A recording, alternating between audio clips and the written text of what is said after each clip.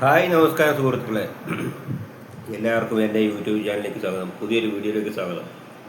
പത്തനംതിട്ട ജില്ലയിൽ പമ്പയിൽ അവിടെ തീർത്ഥാടക അവിടെ ഒരു ഹോസ്പിറ്റൽ, അവിടുത്തെ പമ്പ ഹോസ്പിറ്റലിൽ, അവിടുത്തെ ഗവൺമെൻറ് ഹോസ്പിറ്റലാണ്. അപ്പോൾ അവിടെ സർക്കാർ ആശുപത്രിയിൽ പോയിട്ട് ഒരു കാലിന് പറ്റിയ ഒരു മുറിവിനുമായിട്ട് അവിടെ ചെന്നു. അവിടെ ചെന്നതിന് ശേഷം അവിടെ മുറിവ് ഒക്കെ പിന്നെ തുന്നിക്കെട്ടിയ സമയത്ത് ഈ സർജിക്കൽ ബ്ലേഡ് വെച്ചിട്ടാണ് പിന്നെ ഈ മുറിവ് തുന്നിക്കെട്ടിയത്. കാരണം നമ്മുടെ ഈ സർക്കാർ ആശുപത്രിയുടെയൊക്കെ പോക്ക് എങ്ങനെയാണ് എങ്ങോട്ടാണെന്നുള്ള ഒരു പിടുത്തമില്ല. കാരണം എന്താണെന്ന് വെച്ചാൽ ഇതിന് മുമ്പ് പല സ്ഥലത്തും പല സംഭവങ്ങളും ഉണ്ടായിട്ടുണ്ട്. കോഴിക്കോട് ഒരു സ്ത്രീയുടെ വയറ്റിൽ കത്രിക വെച്ച് കുത്തിയിട്ട് മഞ്ചേരിയിൽ തലയെ പുഴുവരിച്ചിട്ട് അതിന് പോലും ചികിത്സ കൊടുക്കാതെ വിട്ട ഒരു സംഭവമൊക്കെ ഇവിടെ ഉണ്ടായിട്ടുണ്ട്. അപ്പം അങ്ങനെയുള്ളൊരു എന്നിട്ട് ഈ പ്രീത അങ്ങനെ എന്ന ഒരു സ്ത്രീക്കാണ് ഈ ഒരു അനുഭവം ഉണ്ടായത്. ഇവിടെ ഈ പമ്പയിൽ വന്നിട്ട് ഈ ആശുപത്രിയിൽ നിന്ന്. അപ്പം നേഴ്സുമാരെയൊന്നും കാണുന്നില്ലെന്ന് പറഞ്ഞപ്പോൾ ഞങ്ങളൊക്കെ ഇത് പിന്നെ ഇതിന് സർജിക്കൽ ചെയ്യുന്ന ആളുകളാണ്. അത് മുറിവ് ഒക്കെ തുന്നിക്കെട്ടാൻ ഞങ്ങൾക്കും പറ്റും. അപ്പം ഇവർ പറഞ്ഞാൽ ഇവർ എതിർക്കാനൊന്നുമില്ല. ഇവർ പറഞ്ഞു തന്നാൽ ശരി ആയിക്കോട്ടെ, എനിക്കിങ്ങനെ കാലിൽ അത്യാവശ്യമായിട്ടുള്ള ഒരു അർജൻറ്റായിട്ടുള്ള വളരെ സീരിയസ് ആയിട്ടുള്ള ഒരു മുറിവാണ്. അപ്പോൾ അപ്പോൾ അതിനാണ് ഞാൻ വന്നത്. അപ്പോൾ മുറിവൊക്കെ ഇവർ പരിശോധിച്ചു, തുന്നിക്കെട്ടിയപ്പം ഇതിൻ്റെ ഇടയിൽ ഈ സർജിക്കൽ ബ്ലേഡ് വെച്ച് കുത്തിക്കെട്ടിയെന്നാണ് പറയുന്നത്. എന്തായാലും നമുക്ക് ആ വീഡിയോ ഒന്ന് കാണാം. ഇന്നത്തെ ന്യൂസാണത്.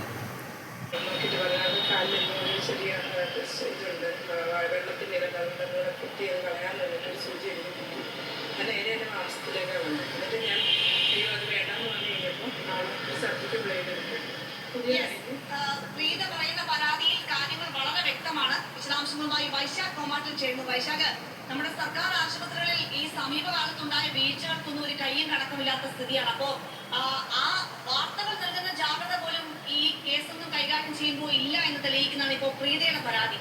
എങ്ങനെയാണ് ഈ സർജിക്കൽ ബ്ലേഡ് അകത്തുണ്ട് എന്ന് പ്രീത മനസ്സിലാക്കുന്നത്? നൽകിയ പരാതിക്ക് എന്തെങ്കിലും മറുപടി ഉണ്ടോ? നിലവിൽ DMOക്ക് പരാതി ഇറക്കി. പത്തനംതിട്ട DMOയെ ഫോണിൽ വിളിച്ചാണ് ആദ്യം വിവരം അറിയിച്ചത്. അപ്പോൾ മറ്റൊരു മീറ്റിംഗിലാണ് പിന്നീട് ഓഫീസിലേക്ക് വിളിച്ച് അറിയിക്കാൻ പറഞ്ഞു. അങ്ങനെ പരാതി ഇറക്കിയിട്ടുണ്ട്. അതിൽ തുടർ നടപടികൾ ഉണ്ടായോ എന്നുള്ള കാര്യത്തിൽ ഇതുവരെ വ്യക്തതയില്ല.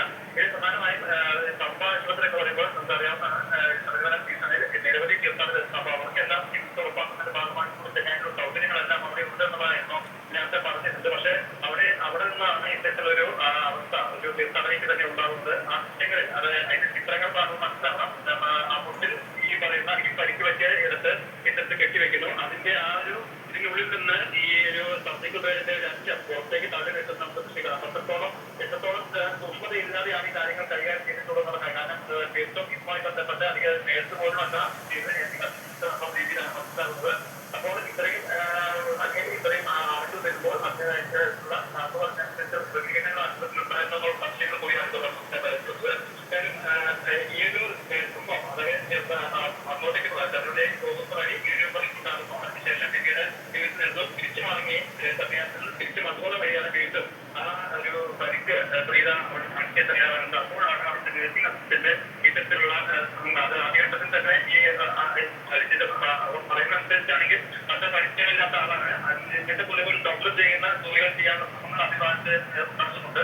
അതിനുശേഷമാണ് പിന്നീട് ഈ ഒരു പ്രവൃത്തിയിലെ പൂർവ്വ മനസ്സിലാക്കിയ പുറത്താണ് സർക്കാർ കെട്ടി നിന്നാൽ മതി.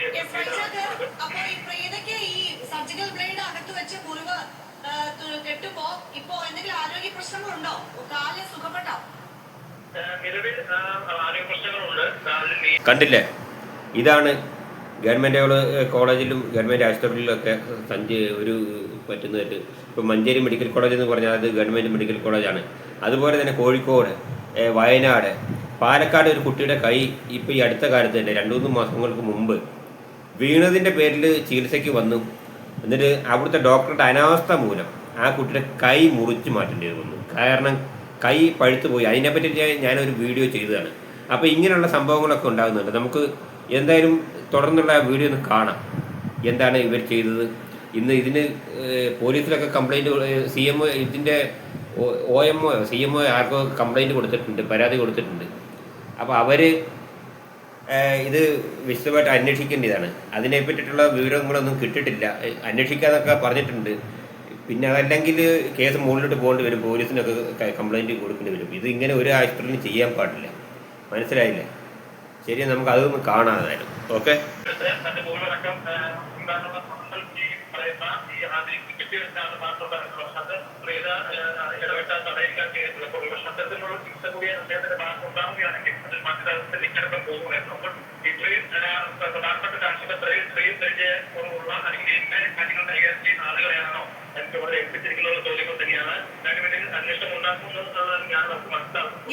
ശരി വൈശാഖ്, എന്തായാലും ഇത് അന്വേഷണം ഉണ്ടാവേണ്ട ആവശ്യം തന്നെയാണ്. പക്ഷേ തീർച്ചയായിട്ടും ആരോഗ്യ വകുപ്പ് പതിവ് ചട്ടപ്പടി റിപ്പോർട്ട് തേടുന്നതിൽ ഒതുക്കുമോ, കുറ്റക്കാർക്കെതിരെ എന്തെങ്കിലും നടപടിയോ അന്വേഷണമോ ഉണ്ടാകുമോ എന്നുള്ള കാര്യങ്ങളൊക്കെ കാത്തിരുന്ന് കാണുക തന്നെ വേണം.